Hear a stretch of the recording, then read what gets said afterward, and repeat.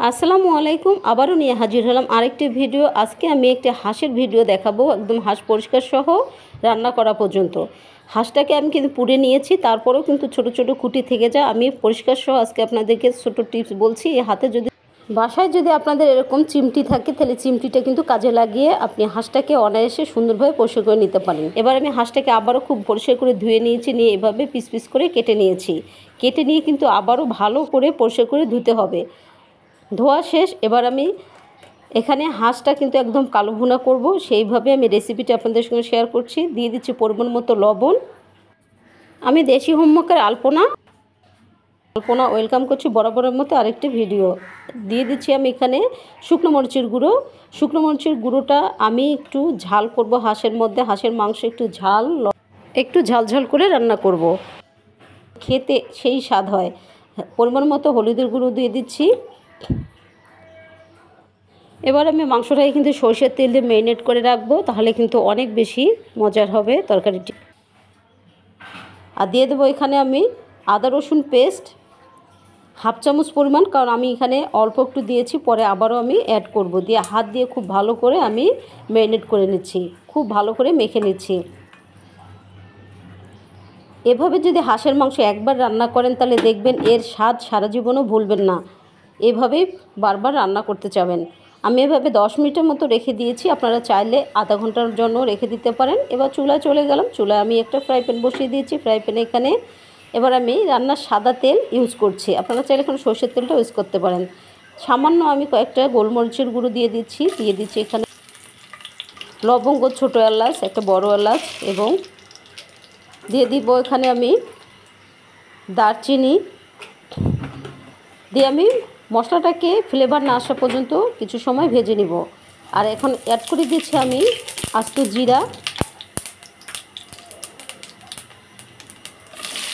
যখন ভাজা হয়ে যাবে এ পর্যায়ে এসে এখানে আমি কিন্তু বড় দুটো পেঁয়াজ কুচি এর মধ্যে অ্যাড করে দিচ্ছি। তেলের উপরে এবার পেঁয়াজটাকে ভেজে নিব ব্রাউন কালার না হওয়া পর্যন্ত।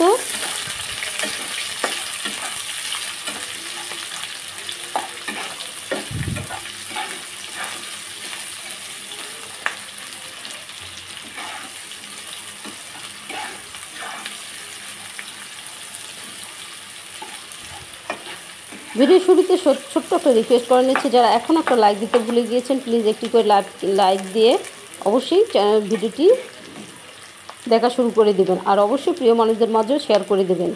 আমি কিন্তু এর মধ্যে পেঁয়াজটা ভেজে নিয়ে আমি মাংসটা এর মধ্যে অ্যাড করে দিয়েছি, সেটা স্কিপ হয়ে গিয়েছে, প্লিজ কিছু মনে করবেন না, সব ক্ষমা সুন্দর দৃষ্টিতে দেখবেন। মাংস কিন্তু যতই কষাবেন ততই মাংসের স্বাদ কিন্তু অনেক বেড়ে যায়। আমি আগে কিন্তু কোনো পানি দেইনি, আমি এভাবে মাংস থেকে যে পানিটা বের হচ্ছে এই পানিতেই আমি মাংসটাকে অনেক সময় ধরে কষিয়ে নেব। এবার আমি এর মধ্যে অ্যাড করে দিচ্ছি আবারও সেই আদা রসুন পেস্ট, এবং আদা রসুন যে পানিটা রেখেছিলাম সেই আদা রসুনের পানিটাও এর মধ্যে আমি অ্যাড করে দিচ্ছি। আর আমার এখানে কোনো পানি অ্যাড করব না।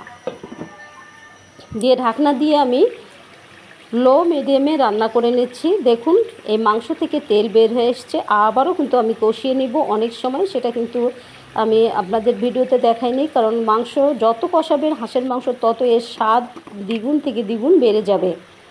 দেখুন কষাতে কষাতে মাংসের কালারটা কীরকম হয়েছে। শেষ পর্যায়ে এসে আমি এখানে একটু শুকনো মশলা গুঁড়ো দিয়ে দিচ্ছি গরম মশলার গুঁড়ো। নামানোর আগে অবশ্যই গরম মশলার গুঁড়োটা অ্যাড করে দিবেন। দিয়ে দিব আমি জিরা ধনিয়ার গুঁড়ো, এর মধ্যে টেরে নেওয়া জিরা ধনিয়ার গুঁড়ো এর মধ্যে অ্যাড করে দিয়ে আবারও আমি কিছু সময় কষিয়ে নিব। যারা নতুন এসেছেন আমার চ্যানেলে প্লিজ একটি করে সাবস্ক্রাইব করে দিয়ে আমার পরিবারের একজন সদস্য হওয়ার অনুরোধ করছি। যারা অলরেডি এই কাজটি করে ফেলেছেন তাদেরকে আমি জানাচ্ছি অসংখ্য ধন্যবাদ। তৈরি হয়ে গেল কিন্তু হাঁসের কালা ভুনা। অবশ্যই এভাবে আপনারা বাসায় একবার হলেও ট্রাই করবেন। যারা তৈরি হয়ে গেল কিন্তু হাঁসের কালা ভুনা। এবার আপনারা পোলাও, রুটি, পরাটা বা সাদা ভাতের সঙ্গে পরিবেশন করতে পারেন। ধন্যবাদ সবাইকে।